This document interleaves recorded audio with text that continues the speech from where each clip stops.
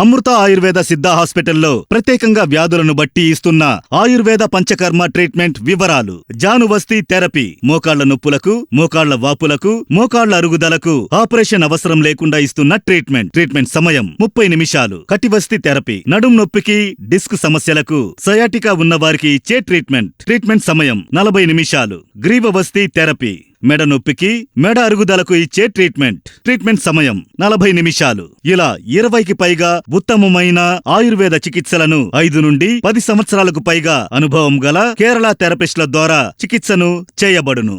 అమృత ఆయుర్వేద సిద్ధ హాస్పిటల్ అనుభవజ్ఞులైన వైద్యులతో ఎన్నో దీర్ఘకాలిక వ్యాధులను పరిష్కరిస్తూ, ముఖ్యంగా ఆర్థరైటిస్, సోరియాసిస్, నరాలకు సంబంధించిన వ్యాధులు, పక్షవాతం, పార్కిన్సన్స్ వంటి రోగాలకు మంచి ఫలితాలను అందిస్తూ ముందుకు కొనసాగుతోంది మీ అమృత ఆయుర్వేద సిద్ధ హాస్పిటల్. మా హాస్పిటల్స్ బ్రాంచులు హైదరాబాద్, విశాఖపట్నం, నెల్లూరు. దృశ్యం మలయాళంలో 2013 సంవత్సరంలో రిలీజ్ అయిన సినిమా ఇది. ఫ్యామిలీ ప్లస్ క్రైమ్ థ్రిల్లర్ జోనర్లో వచ్చిన ఈ సినిమా బ్లాక్ బాస్టర్ హిట్ అవడమే కాకుండా తెలుగు, తమిళ్, కన్నడ, హిందీ భాషలకు కూడా రీమేక్ అయింది. ఈ సినిమా రిలీజ్ అయిన 8 ఏళ్ల తర్వాత దీనికి సీక్వెల్గా దృశ్యం 2 సినిమాను తీశారు. 2021 సంవత్సరం ఫిబ్రవరి నెలలో వచ్చింది ఆ సినిమా. కరోనా కారణాల వల్ల నేరుగా ఓటీటీలోనే ఈ సినిమా రిలీజ్ అయింది.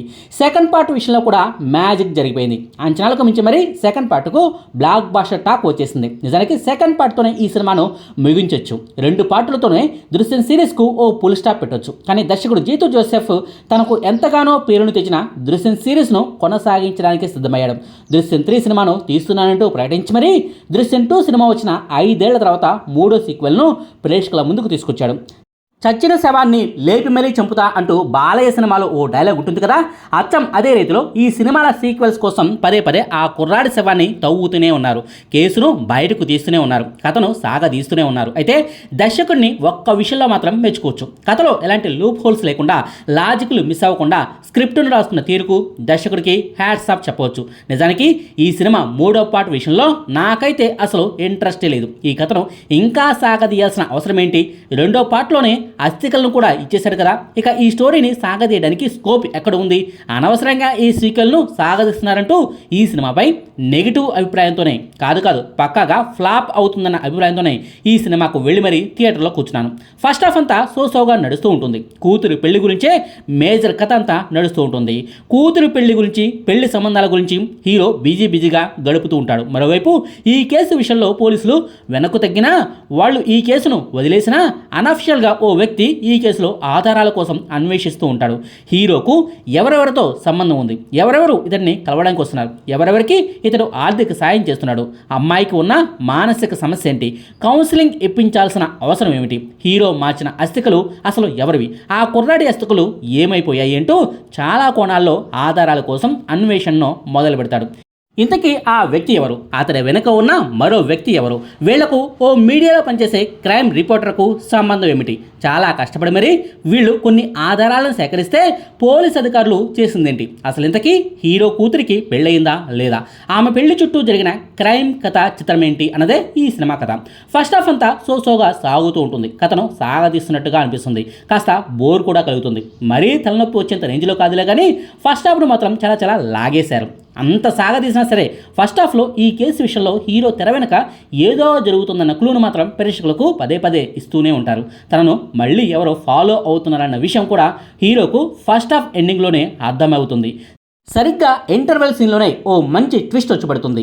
హీరోను టార్గెట్ చేసింది ఎవరన్నది క్లారిటీ వస్తుంది. ఆ తర్వాత సెకండ్ హాఫ్ స్టార్ట్ కాగానే అసలు కథ మొదలవుతుంది. హీరో వెనుక పడుతున్నది ఎవరు, హీరోను ఇరికించేందుకు, కేసును సాల్వ్ చేసేందుకు తెర వెనుక ఏమేం చేస్తున్నారు అన్నది బయటకు తీస్తూ ఉంటారు. ఈ క్రమంలోనే పక్కాగా కొన్ని ఆధారాలను కూడా సేకరిస్తారు. ఓవైపు పోలీసులు 100 అడుగులు ముందు ఉంటే హీరోకు మాత్రం వాళ్ళేం చేస్తున్నారో తెలియక నానా తిప్పలు పడుతుంటాడు. ఈ క్రమంలోనే లాస్ట్ 30 గంటలోనే వరుసపెట్టి మరి ట్విస్టుల మీద ట్విస్టులు వస్తూ ఉంటాయి. పోలీసులు కూడా వదిలేసిన ఈ కేసు వెనుక ఉన్నదెవరన్నదే తెలిసి అవాక్ అవుతారు. అంతేకాదు ఆ తర్వాత రూల్స్ ప్రకారం హీరోను ఏమీ చేయలేం కాబట్టి అంటూ అనఫిషియల్గా హీరోను ఇరికించేందుకు ఏమేం చేశారన్నది తెలిసి పోలీస్ అధికారి అవాక్ అవుతారు. ఫస్ట్ హాఫ్లో ల్యాగ్కు కారణమైన కొన్ని సీన్లే సెకండ్ హాఫ్లో కీలకంగా అనిపిస్తాయి. ఫస్ట్ హాఫ్ను చాలా సాగదీశారంటూ ఇంటర్వెల్లో ప్రేక్షకులు అనుకుంటారులే కానీ సినిమా అంతా పూర్తయిన తర్వాత క్లైమాక్స్ ట్విస్టులు అర్థమయ్యాక ఫస్ట్ హాఫ్ సాగదీత కూడా ఓ అర్థం ముందులే అనిపిస్తుంది. దృశ్యం ఫస్ట్ పార్ట్ కానివ్వండి, దృశ్యం సెకండ్ పార్ట్ కానివ్వండి, క్లైమాక్స్ పోర్షనే చాలా కీలకం కదా, ట్విస్టులు కూడా అదిరిపోతాయి కదా. ఈ మూడో పార్ట్లోనూ చివరి 30 గంటలో వరుస పెట్టి మరి ట్విస్టులు వస్తూనే ఉంటాయి. ఆ ట్విస్టులకు నిజంగానే మైండ్ బ్లాంక్ అయిపోతుంది. అసలు ఓ సీన్ను చూసైతే నివ్వెరపోయడం ఖాయం. అసలు ఆ అలాంటి సీన్ను చేయడానికి మోహన్ లాల్ గారు ఒప్పుకోవటమే చాలా గ్రేట్. సెకండ్ పార్ట్లో పోలీసుల కంటే ముందే విచారణలో హీరో ముందుంటాడు కదా, కానీ ఈ మూడో పార్ట్లో పోలీసుల కంటే హీరో 100 రెట్లు వెనకుంటాడు. కానీ క్లైమాక్స్లో కూతురుతో వచ్చే ఓ సన్నివేశంతోనే కథను కీలక మలుపు తిప్పేస్తాడు. పోలీసులనే ఎరకాటంలో పెట్టేస్తాడు. ఆ సీన్కు, ఆ క్లైమాక్స్కు, ఆ ట్విస్ట్కు ఆడియన్స్ ఖచ్చితంగా థ్రిల్ ఫీల్ అవుతారు. ఇక ఈ సినిమాలో నెగిటివ్ పాయింట్లు కూడా లేకపోలేదు. ముందుగానే చెప్పుకున్నాం కదా, ఫస్ట్ హాఫ్ను చాలా సాగదీశారని, అదో మేజర్ మైనస్ పాయింట్. కథకు అవసరం లేని కొన్ని సీన్లను ఇంకాస్త ట్రిమ్ చేసి ఉంటే బాగుండేది. ఓ మాజీ పోలీసుతో హీరోకు మధ్య కొన్ని సీన్లు వస్తాయి. ఆ సీన్లను కత్తిరించేసినా సినిమా కథ విషయంలో వచ్చే నష్టమేమీ లేదన్నది నా అభిప్రాయం. పదే పదే కూతురు పెళ్లి గురించి సంభాషణలు రావడం, పెళ్లి సంబంధాల గురించి చర్చలు జరగడం వంటి సీన్లను కూడా చాలా ట్రిమ్ చేసి ఉంటే బాగుండేది. ఫస్ట్ హాఫ్లో కాస్త ల్యాగ్ అన్న ఒపీనియన్ వచ్చి ఉండేది కాదు.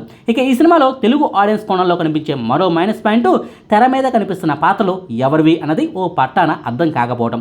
మన తెలుగు వాళ్లకు సంబంధించి దృశ్యం సినిమాల్లో హీరో వెంకటేష్. ఆ సినిమాల పేర్లు చెప్తే గుర్తుకొచ్చే పాత్రలు కూడా వేరే. Senior actor Naresh, Nadiya, Tanikella Bharani, Satyam Rajesh, Shafi, IG పాత్రలో సంపత్ రాజ్ వంటి పాత్రలు, ఆయా పాత్రల పేర్లే మనకు గుర్తుకొస్తూ ఉంటాయి. కానీ దృశ్యం 3 సినిమాను వెంకటేష్ గారు చేయలేదు.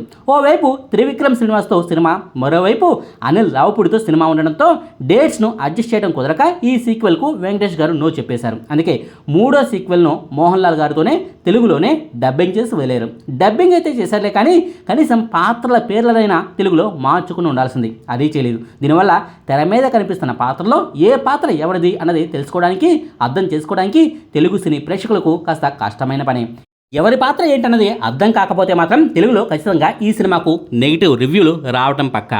ఇక ఈ సినిమాలో కనిపించే మరో మైనస్ పాయింట్, మీడియా జర్నలిస్ట్ పాత్రను అర్ధాంతరంగా వదిలేయడం. మొదట్లో ఓ జర్నలిస్టు బాగా హడావిడి చేస్తుంది. ఇంటర్వెల్ వరకు ఆమె క్యారెక్టరే కీలకంగా కనిపిస్తుంది. కానీ సెకండ్ హాఫ్లో మొత్తానికే ఆమె పాత్రను లేపేస్తారు. ఆమెకు సంబంధించిన సీన్లేమీ రావు. ఆమె క్యారెక్టర్ని సైడ్ చేసేశారు. అంతేకాదు ఫస్ట్ పార్ట్, సెకండ్ పార్ట్లలో చాలా సాఫ్ట్గా, చాలా మంచోడిగా కనిపించిన ఓ పాత్ర ఈ మూడో పార్ట్లో చాలా వైలెంట్ అయిపోతుంది. పగ, ప్రతీకారం అంటూ రగిలిపోతుంది. సడన్గా ఈ పగ, ప్రతీకారాలు ఇప్పుడే ఎందుకు పుట్టుకొచ్చాయన్నది మాత్రం కన్విన్సింగ్గా లేదు. ఇక క్లైమాక్స్లో కొత్త పెళ్లి కొడుకు సంబంధించి ఓ సీన్ ఉంటుంది.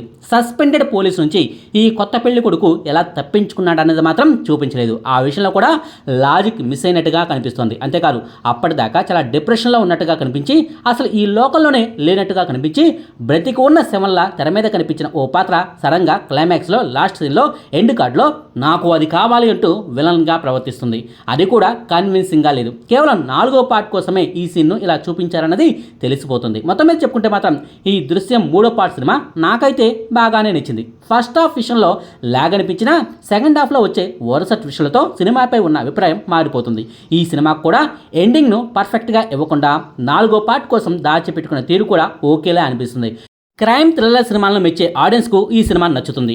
మిగిలిన ఆడియన్స్కి మాత్రం పెద్దగా నచ్చకపోవచ్చు. అంతేకాదు తెలుగులో ఉన్న పాత్రలు, ఈ సినిమాలో ఉన్న పాత్రధారులు వేరువేరు కాబట్టి ఎవరి పాత్రలు ఏంటన్నది అర్థం కాకపోయినా సరే ఈ సినిమా నచ్చకపోవచ్చు. దృశ్యం 1, దృశ్యం 2 సినిమాలతో పోల్చితే మాత్రం ఇది ఆ 2 సినిమాల తర్వాతే ఉంటుంది తప్పితే ఆ 2 సినిమాలను తలదన్నే రేంజ్ సినిమా అయితే ఇది కాదన్నది వాస్తవం. స్క్రిప్ట్ పరంగా, ట్విస్టుల పరంగా, ప్రేక్షకుడిని కుర్చీ అంచున కూర్చోబెట్టే సీన్ల పరంగా ఆ 2 సినిమాల తర్వాతే ఈ 3వ పార్ట్ ఉంటుందన్నది కూడా వాస్తవం. అయినా సరే ఈ 3వ పార్ట్ మరీ అంత తీసి పారేసేంత రేంజ్లో అయితే లేదు. బాగానే ఉంది, ఓసారి చూడొచ్చు. వెంకటేష్ గారు ఈ సినిమాను తీసుకుంటే మాత్రం ఖచ్చితంగా మరో హిట్ సినిమాను తన ఖాతాలో వేసుకునేవారు. ఇదండి దృశ్యం 3 సినిమా రివ్యూ. మీకు ఈ వీడియోని ఇస్తే లైక్ చేయండి, షేర్ చేయండి. మరిన్ని ఆసక్తికరమైన వీడియోల కోసం మా కొత్త ముచ్చట ఛానల్ను సబ్స్క్రైబ్ చేయడం మాత్రం మర్చిపోకండి. Thank you.